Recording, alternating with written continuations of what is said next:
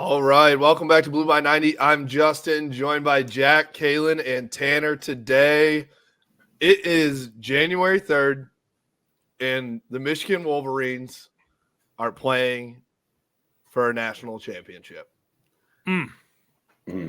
Beautiful to the ears. I mean, I've been waiting my entire life to say those words, say that sentence, and it's wild for that to come out of my mouth. It really is. I know we were freaking out at the pretzel bell. Caleb was crying on the floor. We were just jumping around, hugging everybody. Got an awesome video of the back of my head, and makes me want to shave my head again. But what was it like in the Rose Bowl? Because you were actually there. If people can't see on YouTube, you're wearing all Rose Bowl apparel. You got a Rose Bowl tattoo on your face. It's beautiful. I'm that annoying asshole fan. Like, this was me. I wore this same thing in the airport from LAX to Detroit yesterday too. And I mean, I'm the guy that like went to Disney World and is wearing all the Disney shit on the way back too. But the Masters guy. I'm the Masters guy for sure. Masters guy. The like you wear the stuff just to tell people you went to the Masters. Like, that's me now. Every time I wear this hat for sure. But in my defense, I do think it top 5 coolest hats in the world. It's pretty sick. So yeah, it was genuinely like top 5 days of my life. I'm legally obligated to say my wedding was number 1, of course. But it was legitimately one of the most like insane experiences I've ever experienced. It was from the moment we woke up to the moment I went to sleep, like that 18 hours, whatever it was just unreal. So we went to the parade. The parade, I was going, like, I got dragged there kind of because I was like, you know, it's a parade. I've been to a 4th of July parade, you know. It's kind of like fireworks, right? That was in my head. I was like, oh, everyone's got to go see the fireworks. And then you get there and then it's like, well, I've seen fireworks before. You know, that's what I thought in my head. The Rose Bowl parade was one of the most impressive things I've ever seen in my entire life. It was a hell of a production. Like, genuinely, the vibes were off the charts. It's sunny. It's New Year's Day. Like, people look forward to that 100%. It was ridiculous. So that right there, the floats are crazy. There's fireworks. Speaking of fireworks, coming off the floats. The floats are wild. People are just having a great time. Yeah, that was a great way to set it off for the day. And then got back to the golf course, which once I realized that we were tailgating on a golf course at the Rose Bowl, I knew we had it in the bag. I mean, that was – you're like, this is meant to be. It was absolutely meant to be. I think I feel like us in the Rose Bowl might be the only teams out there that have tailgating on the golf course outside the stadium. So that was incredible. And then, I mean, I told you guys this before we hopped on, but I could talk for 24 straight hours about breaking down everything that happened in that game, and we'll obviously try and recap it here. But to put it in all in a nutshell here, it was 2021 Ohio State in the Big House, but in LA. Our fans were just unbelievable the entire game. It was every single play going ballistic. It was everything I could have hoped for.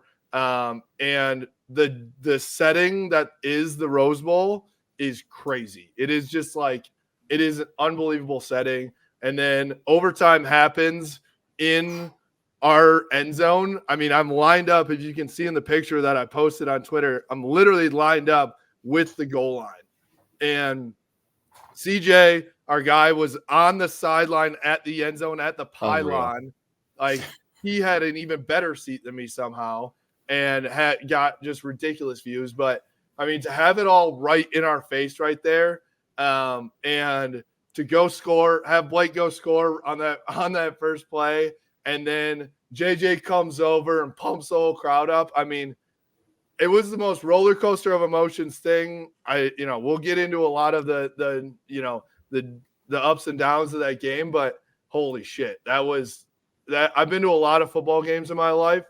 I think that it is close, very, very close to that 2021 Ohio State game. And I never thought I could say anything would touch that. I love it. Different experience on our end. A lot of beers were flowing. A lot of Blue by 90 beers. A lot of hails. Shots. Pretzel Bell did another great job accommodating. Yeah, shots. Love it. Pickleback. Ooh. Biggest pickleback I've ever taken in my entire life. But it was Shout well out worth North it. Peak Brewing. Yeah, when we got our Brewing. we each had, some of us had tequila shots, some of us had pickleback, and like when you handed me the glass, it was not a shot glass, it was like a rocks glass half full of tequila. Like it was like a mixed drink size. And I just, I took it and it felt good. The burn felt good. Was that at halftime, I think, or maybe in the third quarter? I do not remember when it was. Yeah, it was halftime. Not that I got that drunk, but the whole day was a blur. Like I think I had 2 beers and a shot because I was dialed, bro. Like I was locked in.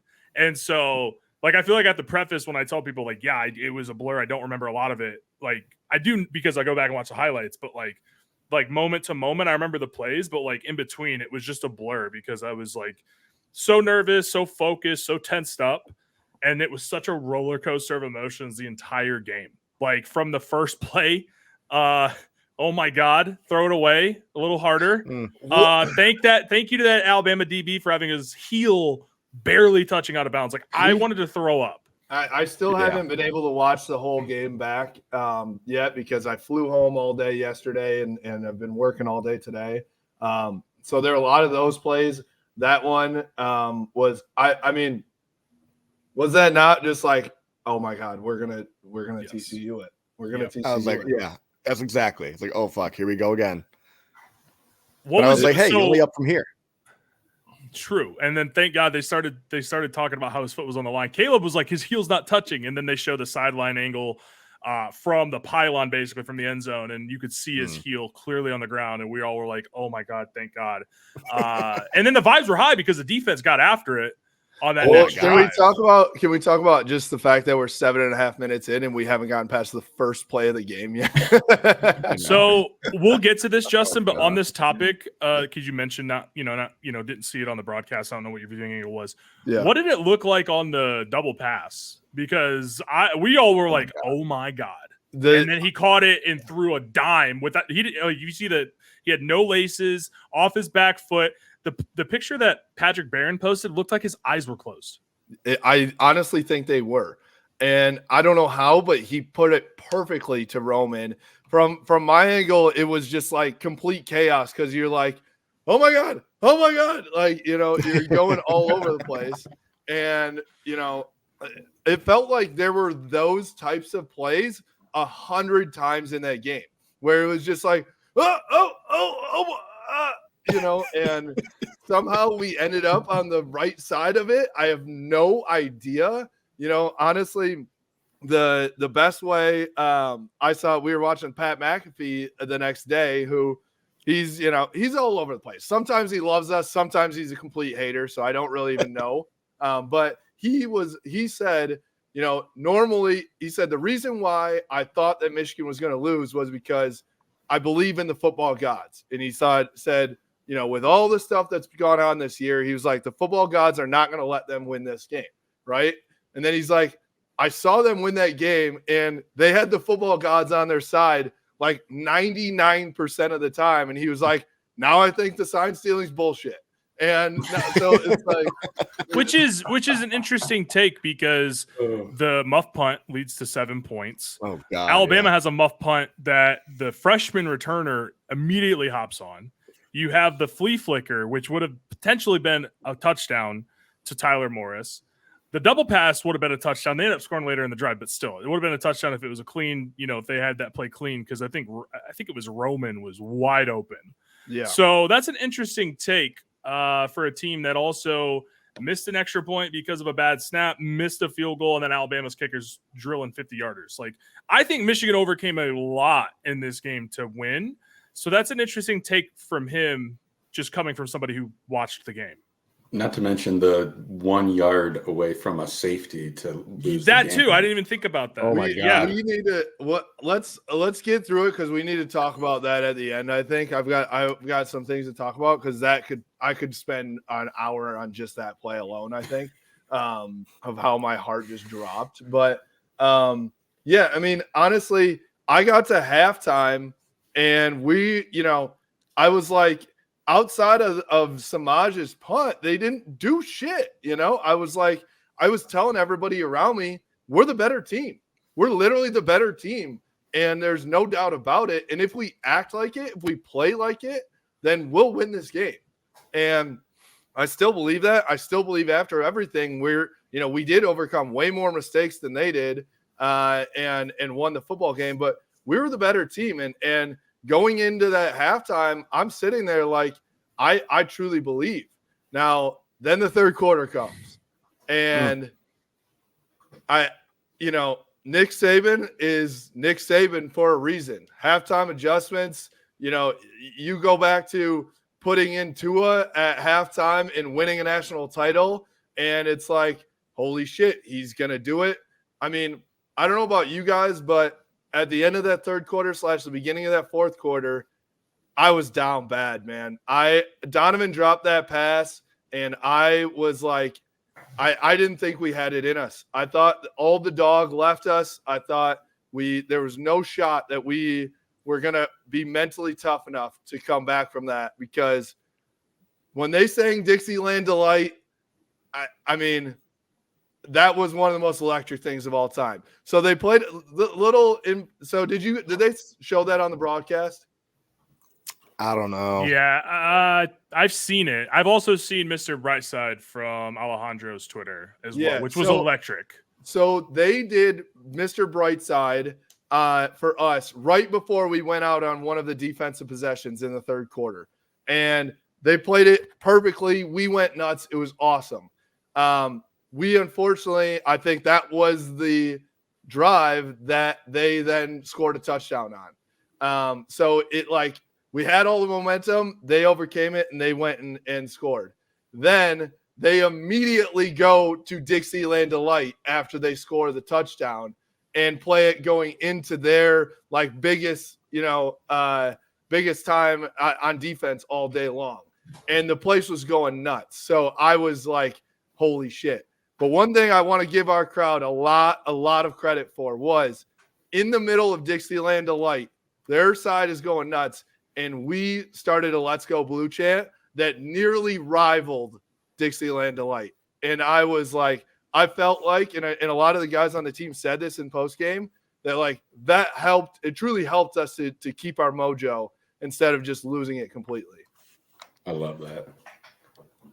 It was, yeah, I mean, it looked incredible, and I think it sounded incredible. It's not like a home game at some points. What was the crowd? I mean, I'd heard a lot of different things, Justin. What was the crowd split from your perspective? Because it seemed to be a lot of maize and blue in there. So we got there, and I'm not kidding you. When we first started walking, we made our walk from the golf course to the parade, which is legitimately a 40-minute walk, which is brutal. We knew it, but we had to do it. But anyways, I honestly thought it was 80-20 Michigan fans at that point. I didn't see many Bama fans at all. And I'm sitting there like, all right, are they a late arriving crowd because they've done this for 15 years straight? Are they all flying in from Bama today? What's going on? But I think it was honestly either 65-35 or 70-30 Michigan fans. I really do think that it felt like it was crazy on our end. You could hear it. You could feel it. All the alumni out there, or what? Yeah, I think. I mean, A, it was a lot of alumni. B, we haven't been there in forever. C, we haven't been. I mean, we haven't been to a game where we a big game like that where we thought we were going to win. I feel like last year versus TCU, a lot of people were like, we're going to steamroll TCU. I'm just buying my Natty ticket, right? This year, everyone's like, all right, A, it's the Rose Bowl. B, it's against Bama. And see, we got to go win this game. And so I think that and then, being in LA, there are a shit ton of people out here that are Michigan fans. I mean, LAX was insane with Michigan fans. Even just going to Santa Monica Pier, like it was all Michigan fans. It was crazy. Yeah, It just means more. It does. I just had something I wanted to bring up real quick. Blake Corum. Beauty. Blake Corum is all that I wanted to say. Beauty. I mean, he's the Michigan GOAT running back, right? At this point, he cemented himself. Like, obviously, there's a ton of guys, right? Like, there's so many guys that you can go back. Tyrone Wheatley. You think about Mike Hart. You think about Jamie Morris back in the 80s. Like, you think about all these guys. Anthony Thomas was a stud. Like, there's so many players, Chris Perry, that you can name.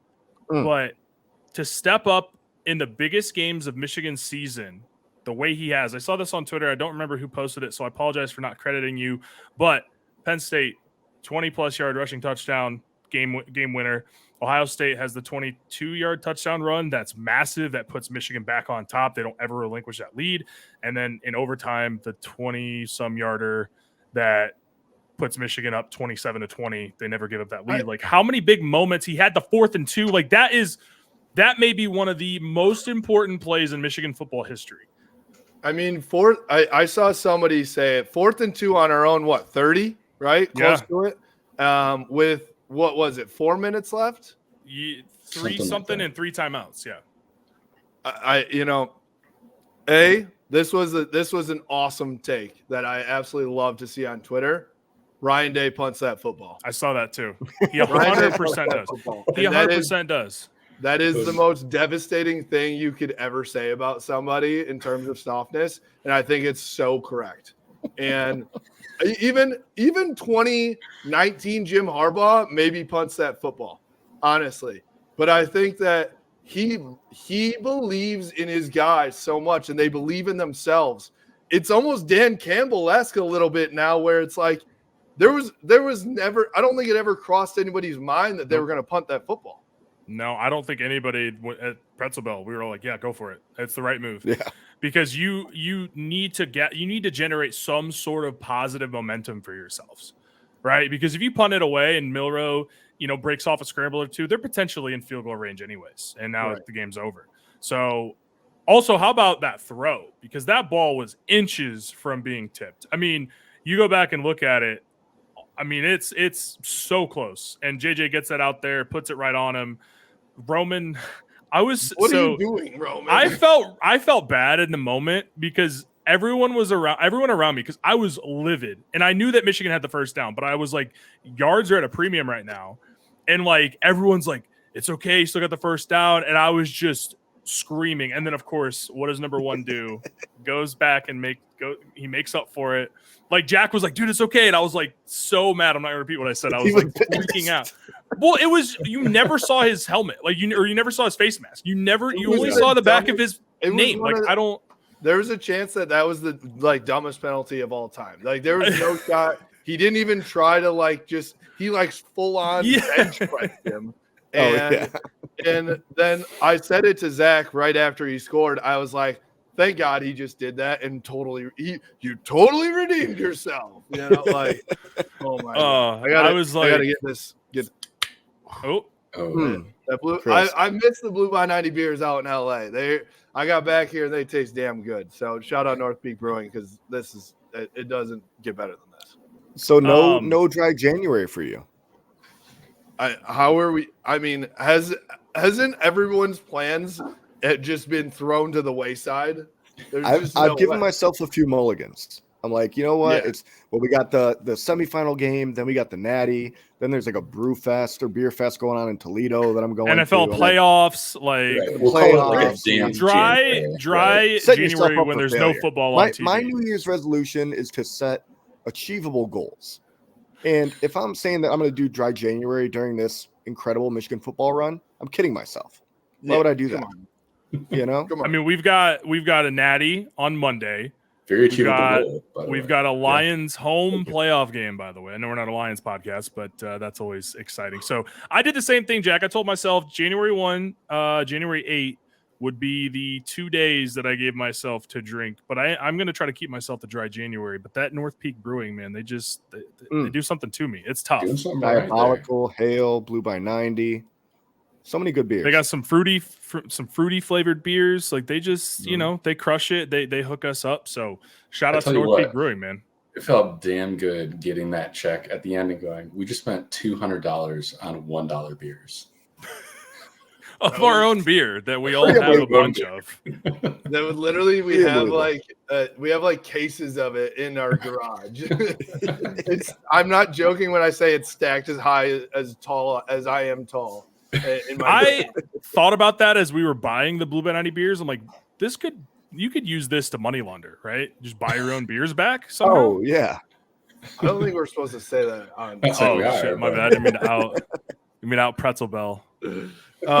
Yeah, I mean, so by the end of that game, let's talk about, okay, you talked about Blake Corum, who is that play alone, Jordan Acker said it on Twitter, Michigan Regent, who is the biggest Michigan football supporter and the biggest NIL supporter by far.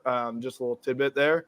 I think that's up there in the biggest plays of all time in Michigan football.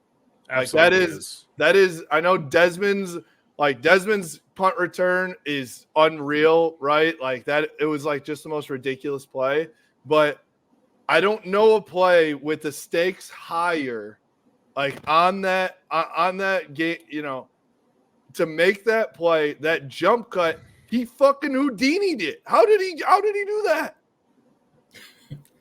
Mike Hart, but fast.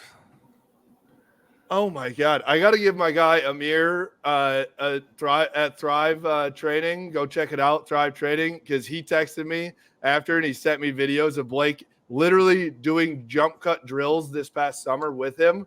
And so he was like, this is how we did this. And I was like, I love you. You should have tweeted that. Did you post it? I need to. I in that moment, I could have kissed him on the mouth. So there's a bunch of guys that we need to shout out, honestly.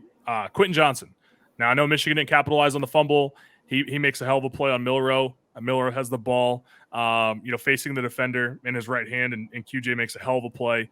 And then Josh Wallace recovers it.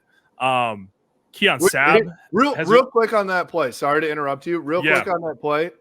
I know we didn't score, right? Which was honestly disappointing to me. It hurt. In the moment, I was like, you've got to be kidding me. That was our break, right? That was our break to go take the lead. But what it did was they had all the momentum in that moment, and it completely stopped their momentum, because I think if they don't fumble that, there's a really good chance they go get 7. And it's a whole different ball game. So even though we didn't score, that was a huge play to stop their momentum and flip things. Absolutely, man. I mean, Keon had the stick on that 1st and 15.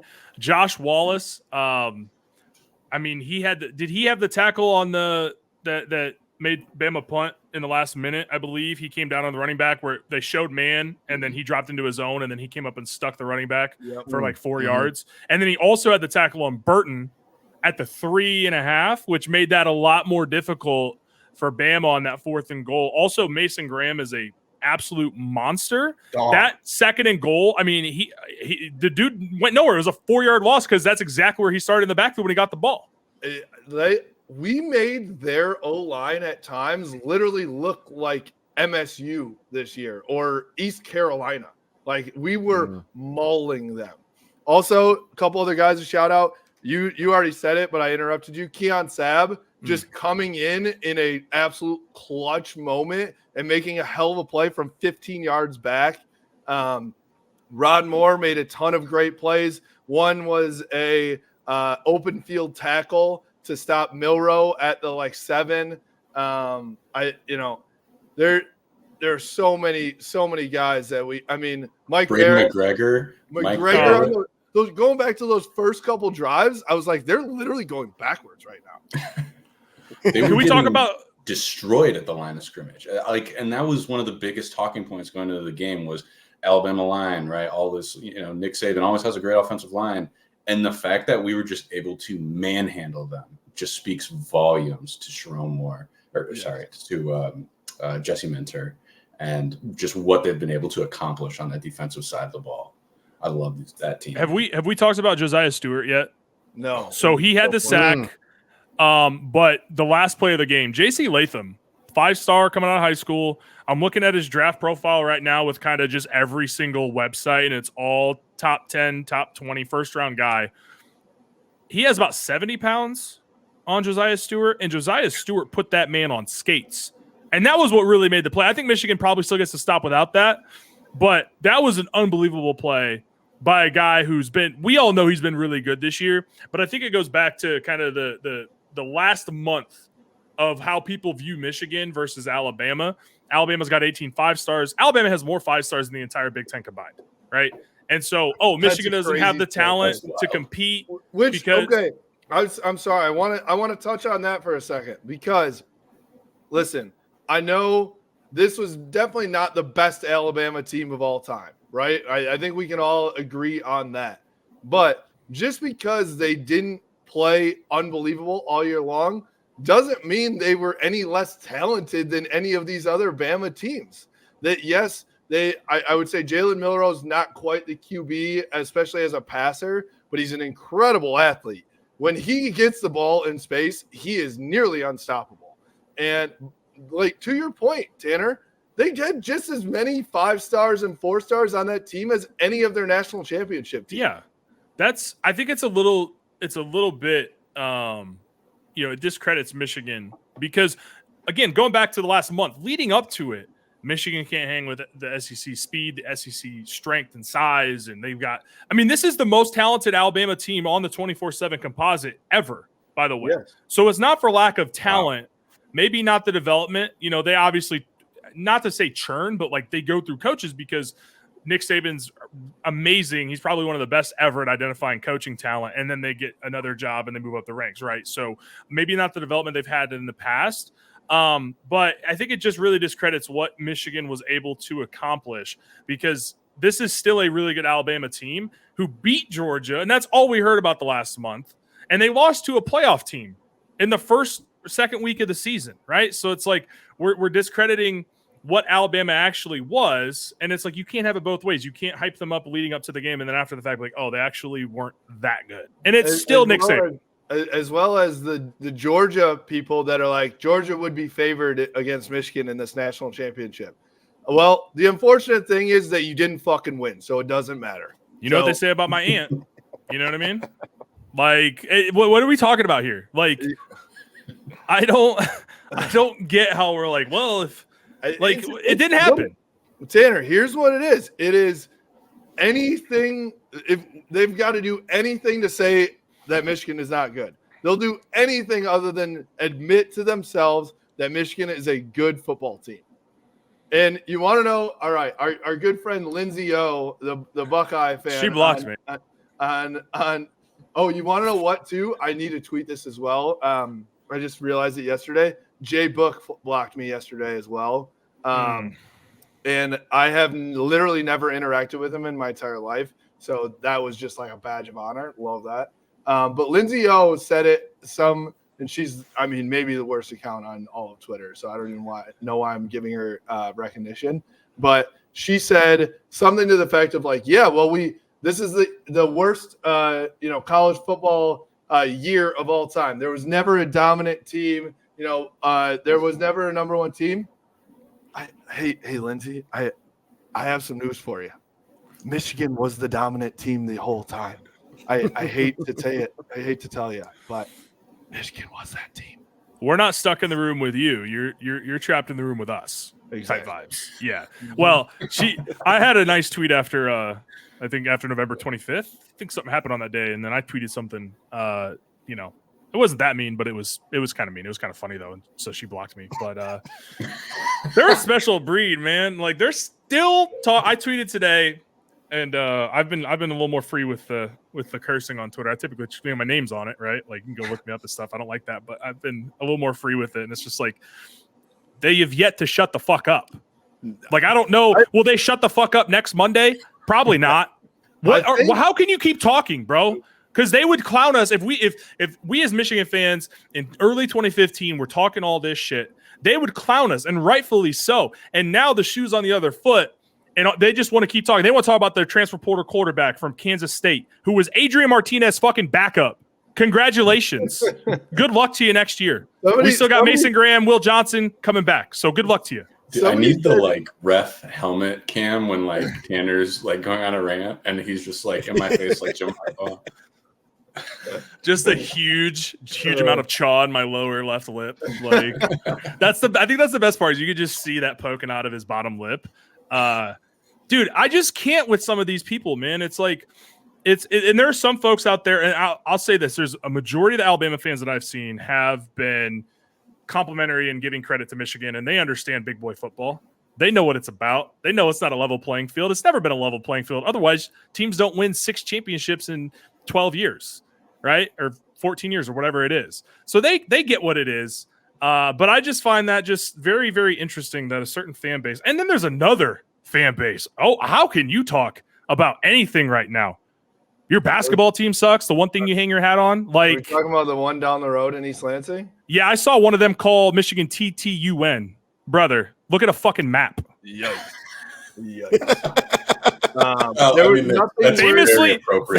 Famously north of East Lansing, the city of Ann Arbor. What are we doing in our public school system? God damn, dude. These people are dumb, man. I'm just fired up. Twitter bully Tanner, I love it. I get on there. I'm chronically online at some time.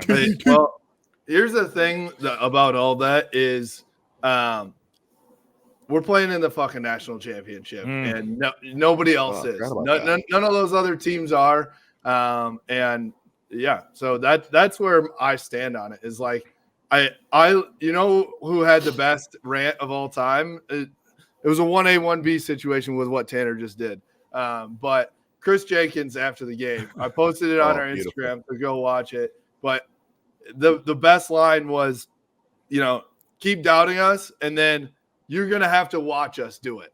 You're going to have to watch us. So all you Buckeyes, all you Sparties, all you Bama fans now, and the Bama fans were fine. Everybody was very, very, very good. I have no ill will towards them currently. But everyone else, have fun watching us on Monday. Enjoy it, please. Enjoy it. I can tell you, as a Michigan fan, I've had this pit in my stomach where Ohio State's playing for national title. I hate it, right? I'm not ashamed. I root for everybody, but I'll tell you what I won't do. I will not go to the location of their playoff game wearing a shirt that has the Michigan logo, temporary Bama fan. You dweeb. Are you kidding me? Like, why did you buy those tickets? I can't imagine spending a lot of money on them. Unless it was like a work thing where like you get them for free, but then I'm selling them, bro. I'm profiting 2, 3, $4,000. You know what I mean? Even if I am going for work or doing something like that, I'm wearing a black sweatshirt or something like that. Absolutely. And not being that guy. Don't be that guy. No, those are the worst kinds of people. Whether you're a Michigan fan or anyone else, don't be that guy. I want to get back to the game a little bit here. Yeah, sorry, that felt good though. That felt nice. I felt like you needed that. I needed to get that out more there. than we needed that. I can't, dude. What am I supposed to do? Yell at Claudia? Like go yell at my wife and just like I tried to explain to her the catapult stuff. She's like, I don't know what you're talking about. I'm like, all right, I'm gonna go tweet some more. That's why I'm online because she doesn't get it. Tanner's a man in purgatory. He's just you talking to your wife about catapult is the meme of the guy yelling at the bar to the like that is that meme. 100%. So all right, so they hacked into our servers, and I'm making that meme right now instead of the group chat. Holy shit!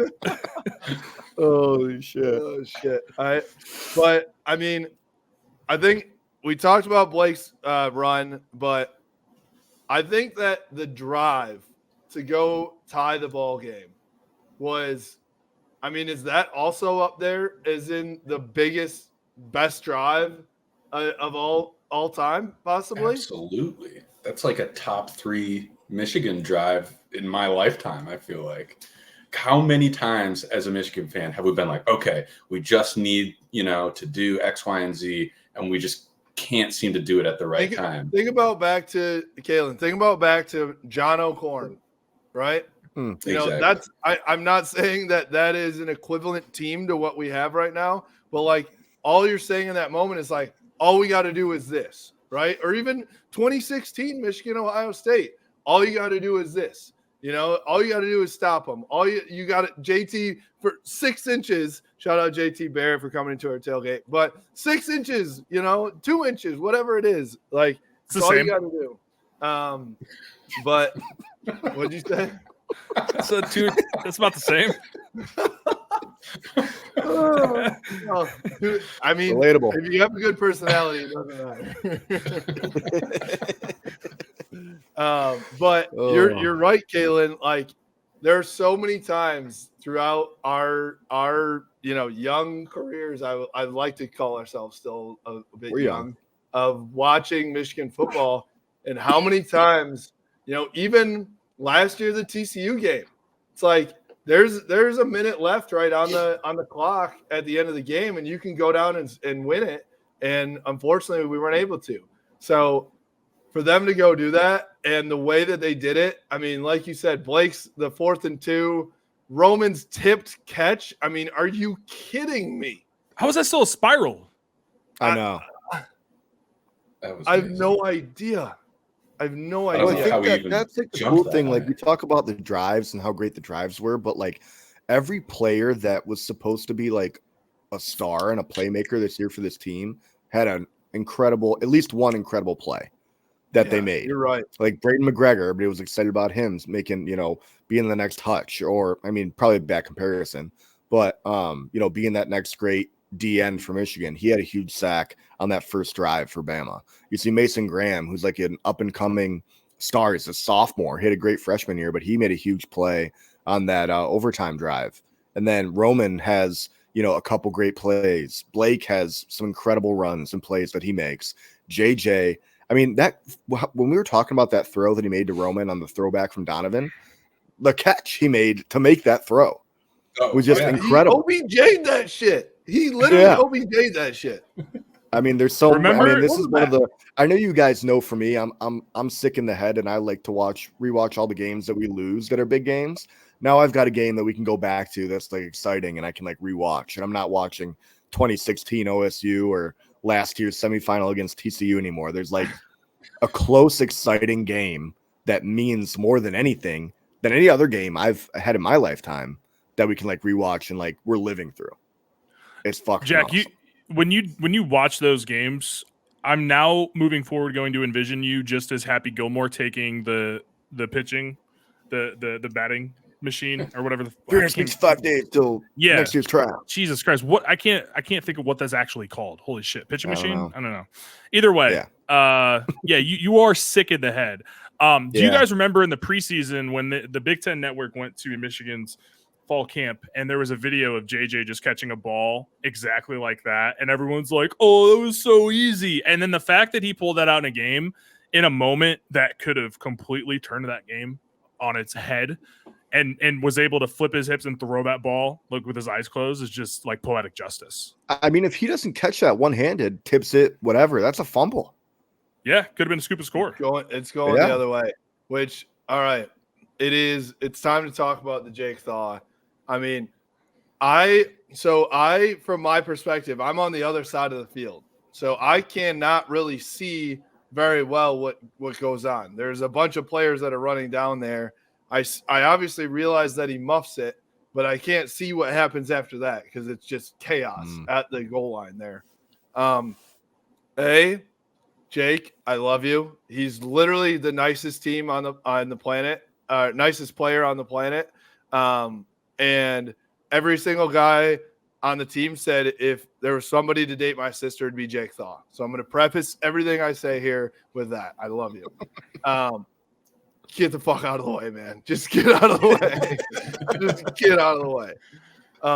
But like he muffs it, then grabs it. He's right on the 6-inch line, gets drilled. I mean, he got murdered once he got the ball. Hangs onto it. I mean, we are so close to losing that game after the greatest drive, as you said, Kalen, one of the greatest drives in Michigan football history to one play, them getting a safety and us, losing that football game. So the thing with that is, though, so if he catches it in the end zone, he can take a knee for a touchback because he never fully had possession. But if Alabama recovers it, then it's a touchdown. Which at that point, it's almost like if you'd rather have the touchdown than the safety, right? Because you have to punt the ball back to him. Thank God none of that happened. But he touched the ball before he got into the end zone, right? Right, but so he never. Right. So we talked about this pre-show. My football knowledge. So the Minnesota-Michigan game in 2015, Harbaugh's first year, I was at that game. I don't know if you guys remember this, but Jabril did that same thing where he touched the ball, and then he went into the end zone, and I thought it was a safety, but technically he never had control. So then the ball, it's a touchback if he's tackled in the end zone, because Jabril was tackled in the end zone. So that rule is there, but that's a lot to be thinking about in that moment. But shout out. I know some people got roasted for saying this, and I was so pissed in the moment, but great play to corral it and at least get it at the 1, because we were able to get out of that. And now we're going to bring in Dean Blandino to go over the rules here. How about Dean Blandino with a Lions hat on the other day? What a clown. I mean, he was hopping off a Jerry Jones bus, probably. What are we doing here? But yeah, I honestly, I would have to go and read the rule book there, but I mean, it is, we're literal inches from disaster. And that was, as I said in the beginning of this pod, it was it was literally 10 plus times that we were inches from disaster. It felt like in that game, and somehow the ball just even where the ball bounces, it's it perfectly kind of pops up to him right before the goal line. You got to be kidding me. So as many mistakes that we made, which I'll say this, I think we made more mistakes in that game than we had made mistakes all year in the last 13 games prior total, combined. Yeah, maybe. Sounds very accurate. Yeah. I don't know enough to disprove that. I mean, Michigan had 7 turnovers leading into this game, I believe. So that's 1 every 2 games. Had one on a really just tough play from Samaj. You got to think special teams will be a point of emphasis this week. I mean, that's the thing. So, genuine question: were we do you think we were so focused on offense, defense that we just kind of left special teams a little bit on the back burner, or I don't know. Was there wind that day or something that we couldn't see on TV? It just seemed so out of character for us that I was searching. It's the worst special teams performance by a Harbaugh team at Michigan, no doubt. Well, I'm pretty sure that they went into that game thinking special teams was a dub. When you're looking at and you're all right, our offensive line versus their offensive line, our defensive line, and that our special teams is that's an easy W, right, for Michigan. You're giving the advantage to Michigan for sure. And I think they overlooked it a little bit in terms of I don't want to say overlooked it, but just overconfident, maybe overemphasized it. That was what they did. They felt that they did last year was they overemphasized a few things. And then all of a sudden your brain's thinking about it, And I mean, think about all the things that happened that game that literally, Will Wagner hasn't had a bad snap in his entire career. James Turner hasn't missed a kick in forever. Samaj hasn't muffed a punt. He's been awesome all year. Jake Thaw has been awesome all year. There's just it was crazy, all those things that happened, and all of them to happen consecutively. So obviously they'll be dialed in. I think even Doman, I love Doman too. He's a phenomenal punter, but he didn't have an awesome day. And on the flip side, they make 2 50-yard field goals. Their punter was bombing it all day long. And so, it was very uncharacteristic. What I hope for sure is that sometimes now it's in those guys' heads a little bit, right? That's how sports go. And I hope that they're able to be mentally tough enough to get past that for sure. Yeah, only can go up from here, right? So for sure. I think we're gonna have to have 2 parts, part 1, part 2, before this Natty game. If for a podcast. Ooh, I like that. I like I that. don't know when we would do it, but we gotta find some time. We'll make some time. Make I time. fly out on Saturday.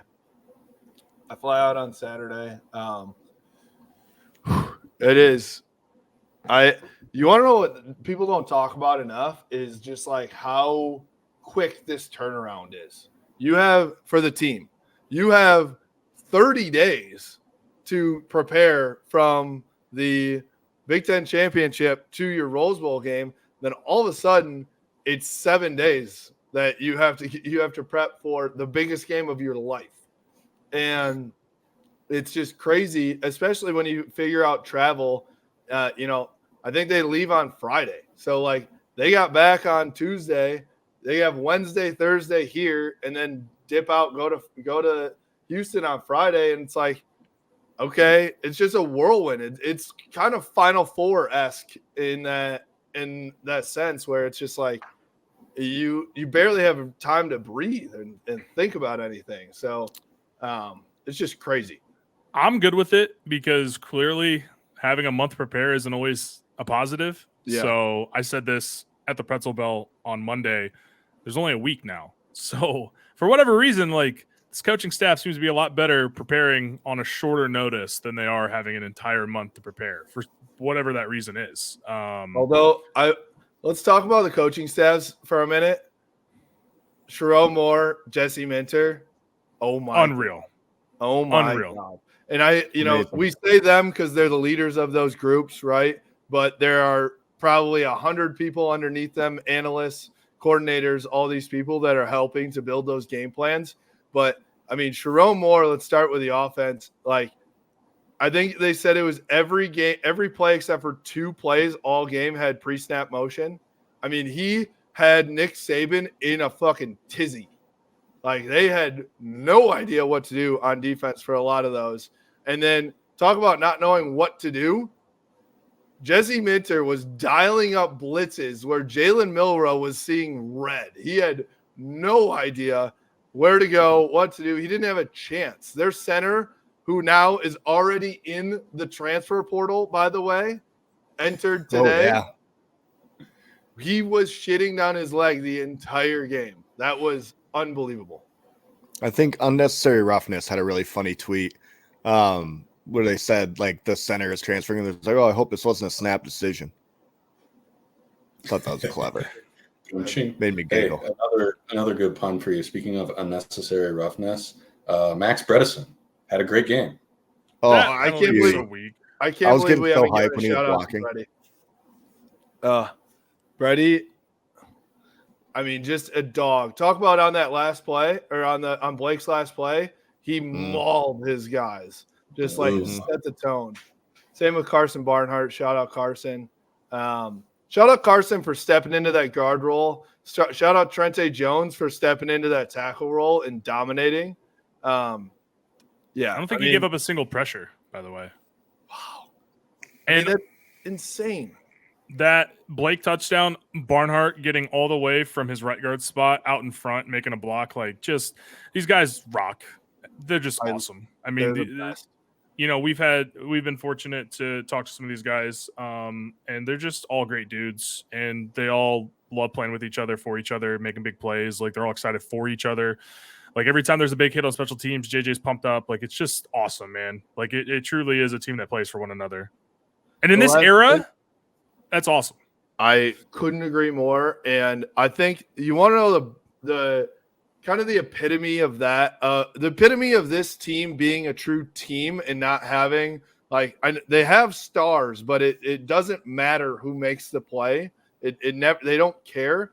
Is Tyler Morris, of all people, who has having his first touchdown reception in the biggest game of his life and dialing it up and beating everybody down the sideline, where I bet you Nick Saban's like, who the fuck is Tyler Morris?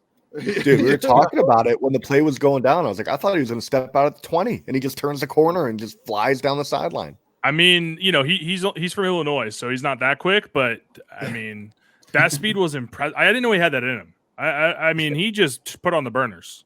He absolutely did. And I just think that that's like the perfect way to think about this team is that everybody steps up at the right time. It's just like they all, it almost is the Bill Belichick, like do your job, right? Where it's like, if every single person does their job, then we collectively as a team do our job. And that's how they look at it. And, I just love that there's not like, even though that we do have the star guys, there are still guys that step up. Quentin Johnson by no means is a star guy, but he's made gigantic plays in every big game. Rod Moore's that guy as well. I mean, you could go down the list forever and ever. So, man, unbelievable, unfreaking believable. I've never experienced anything like that. I don't know if I'll ever experience it again. But the thing is, in 4 days, I fly to Houston to try to experience it all over again. And I'm going to get emotional already just talking about it. I cried my eyes out on Monday after we won, and I hope to cry my eyes out again this Monday. Oh my God. This is such a fun ride, man. This is so much fun. I mean, I get that because so Monday I expected to be a little emotional. I wasn't. I don't know why. I think it was a lot of adrenaline. But outside of like, career things and personal life things and goals and stuff, like this is something one of the things I've wanted most is to see my team, specifically Michigan football. Like Michigan football is by far and away the most important sports team to me. It's always been like a family thing too, which I think is what drives some of that passion, some of that emotion. I've wanted this more than anything. Like outside of like the personal stuff, like I've wanted this more than anything forever since I can remember. So I can remember watching Michigan play Ohio State in 2003 when I was 8 years old, like the first game I have true memories of. Like I've wanted this for so long. So when Michigan wins on Monday, I'll probably have a little bit of tearing up happen to me because it's something that's been super special to me for my entire life, even through the down years, even through Rich Rod, through Brady Hoke. Like every Saturday in the fall, man, it's very much like a religion, right? And it's sometimes a little cultish, right? I think all college fan bases are similar in that regard, but it just means a lot, man. So I'm stoked for you, Justin, to go. I can't wait for this game, man. I can't believe it's here. Like, I can't believe this is finally happening. Just got to get the job done, man. Job's not finished. One more win, and you get to etch your name in the history books for Michigan, for all these guys to just really cement themselves as the greatest Michigan team of all time. I love it. We haven't even really previewed the Washington game at all. So I think we're gonna try and do another pod here previewing this game. I just called it the Washington game, like it's not the fucking national championship. Bro, I saw a tweet. It was like, imagine telling Michigan Washington fans in 2020, like 2 years from now, you're gonna play for a Natty. Like what? What? That's crazy. So we'll do that. I mean, all I'm doing is talking about that. I was dying laughing the other day.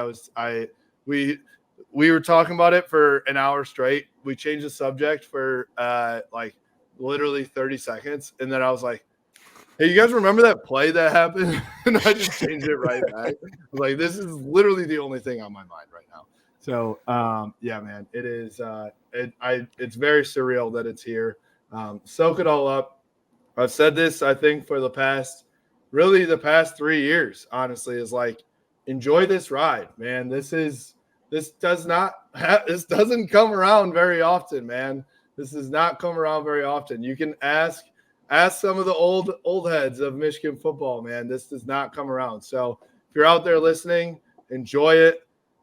This is you're living that unbelievable time, that unbelievable ride right now. So we appreciate you guys listening to us for sure, and being a part of this, because without you guys listening, we wouldn't have anything. We'd just be talking to ourselves in a group chat or some shit. So thanks for allowing us to do this. But for us, you can follow us at BlueBy90 on Twitter, Instagram, Facebook, at BlueBy90 Podcast on YouTube, and BlueBy90.com. We appreciate you. Go Blue. Go North Peak. Go North Go Pete. Blue. Go Blue. Go Blue.